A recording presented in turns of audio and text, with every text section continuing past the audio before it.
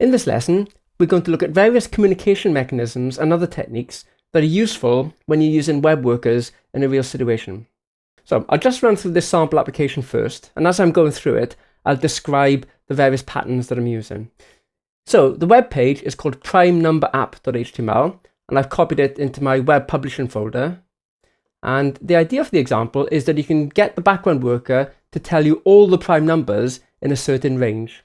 So in the first text box, I can type in a lower number, such as 100, and then an upper number, such as, well, let's give it a big number, 80,000. So it's going to take a while to find all those prime numbers.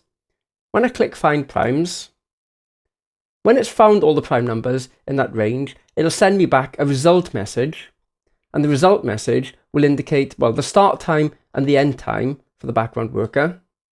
And it'll also indicate, obviously, all the prime numbers that it's found during that time. So that's the result message, if you like. Another message that might be useful to send back from the background worker might be an error message if something goes wrong.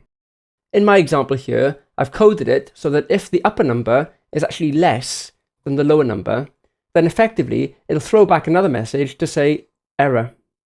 So if I click Find Primes again, you can see here I've retrieved a different kind of message back this time to say there's an error. The lower number is higher than the upper number. That shouldn't be the case. So that's the second kind of message, really, to indicate error conditions. Now, it's an important point to bear in mind that if something goes wrong in the background worker, don't throw an exception. The only way that you can communicate from the background worker back to the main page is by calling post message. And it's up to you as a developer to decide how to differentiate between normal messages, such as here's the data, as compared to error messages like this one. Now, a third category of message that I often find quite useful is to pass back diagnostic messages from the background worker to say, well, this is what I've done so far. Now, if I show you this example, I'll just refer back to the original numbers, find primes like so, between 100 and 80,000.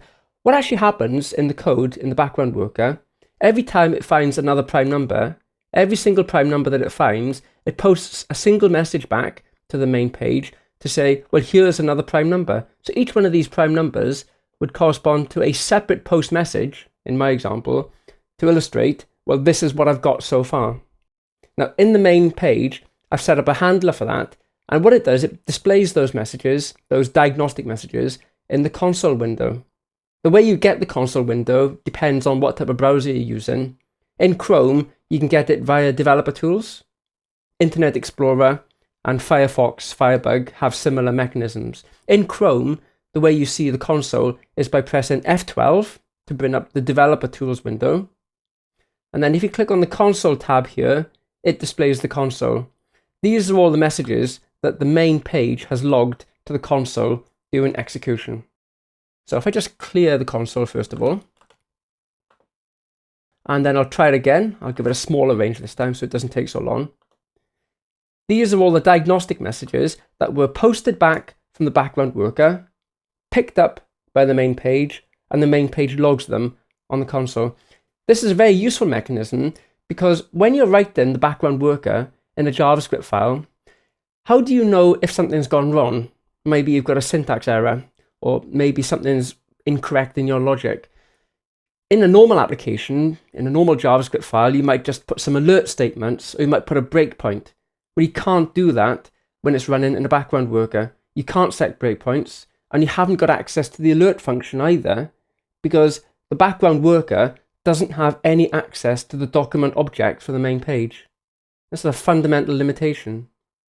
So the mechanism I find most useful is for the background worker to post back a message to the main page to say, here's information that I would normally display in an alert box. This information, can you please do something with it so the user knows what we've got? And that's what happens here. Console log messages like so. Right, I think it's time to look at the code. So I've got Komodo Edit open, and there are actually 3 files involved, not 2. I'll explain why the third file is useful in a moment. All of these files are in your project files folder. I've copied them into my publishing folder for the web, inetpub www. So what we'll do is we'll first of all take a look at primenumber app.html, because in there, it illustrates how you can parse and retrieve different kinds of message. Right, so I'm going to scroll down to the bottom of the page just to discuss the overall layout of the web page itself. So text boxes for the user to enter the lower number and to enter the upper number, and then buttons to allow the user to start and to stop the background worker. A message area, which is actually displayed in blue because of some styling, and then a text area where all the results for the prime numbers will be displayed.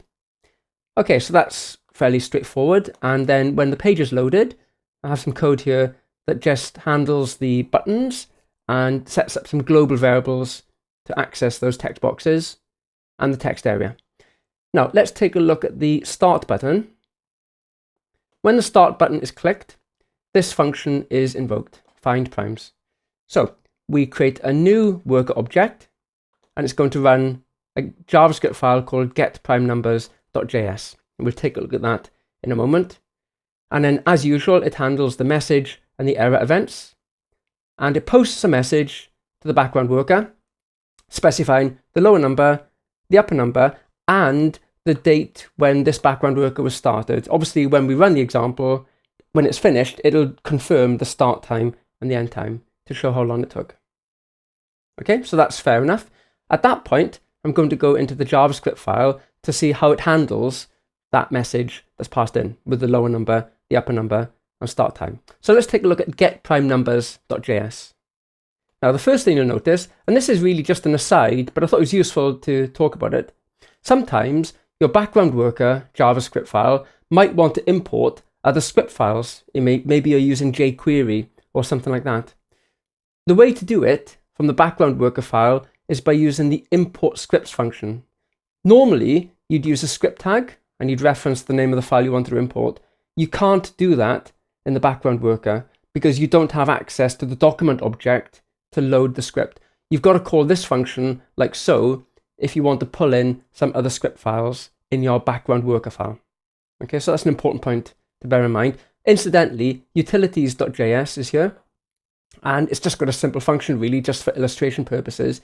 You give it a number, like 100, and it'll return true or false, depending on whether or not it's a prime number. So you can have a look at that code yourself when you get a moment.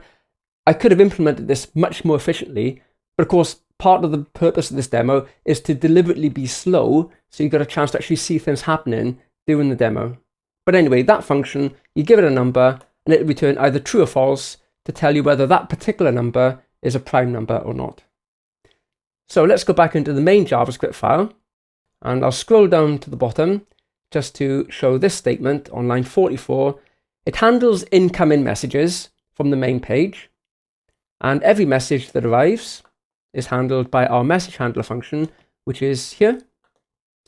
In the message handler function, I retrieve the various bits of information passed in from the main page. So the lower number, like 100, and the upper number, like 80,000, and the start time. Now, the key point here is if you look at this function, I have three different types of post message function going on. On line 13, I post a message to indicate a diagnostic message, if you like, or a debug. Now, normally, in a real JavaScript file, if you like, I would display an alert here to say, oh, this is where I've got to. I'd like to just pop up this message on the screen to tell the user what's happening. We can't do that because we don't have access to the document alert function. The only way to get information back to the user is by post message. It is the only way you can do it. So that post message is going to post back diagnostic information.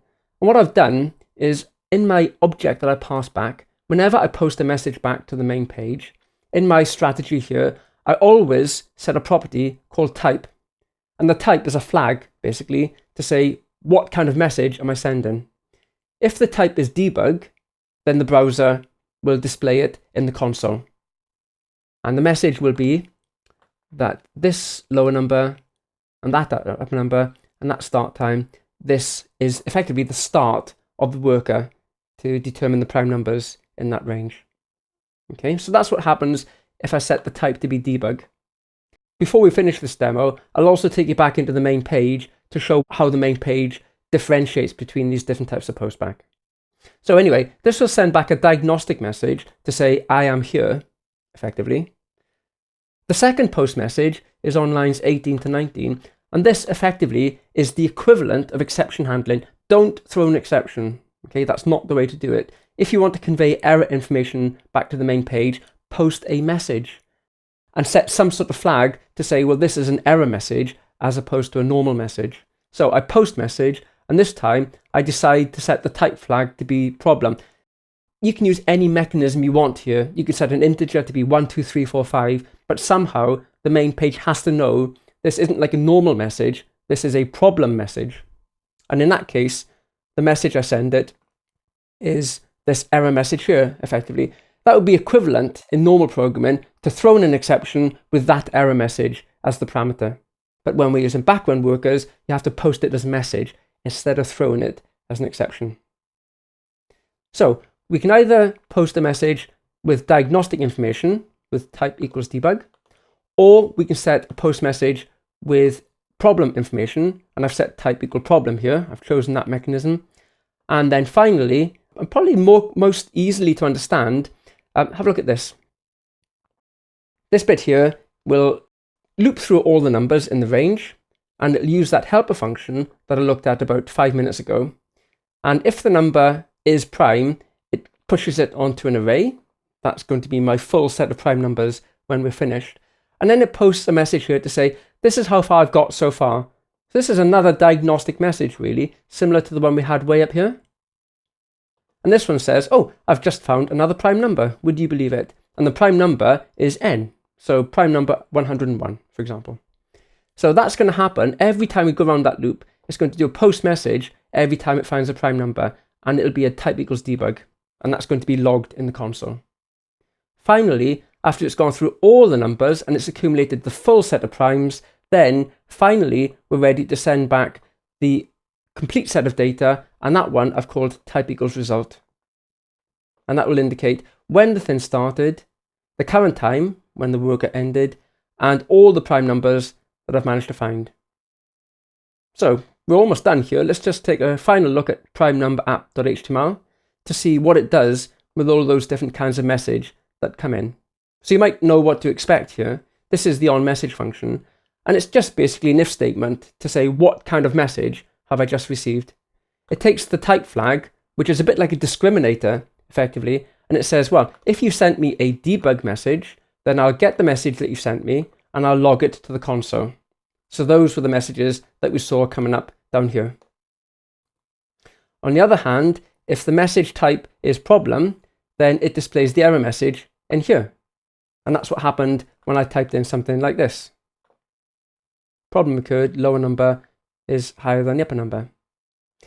Finally, if the data type is result, then it displays a message confirming the result, and then displays all the prime numbers in the text box.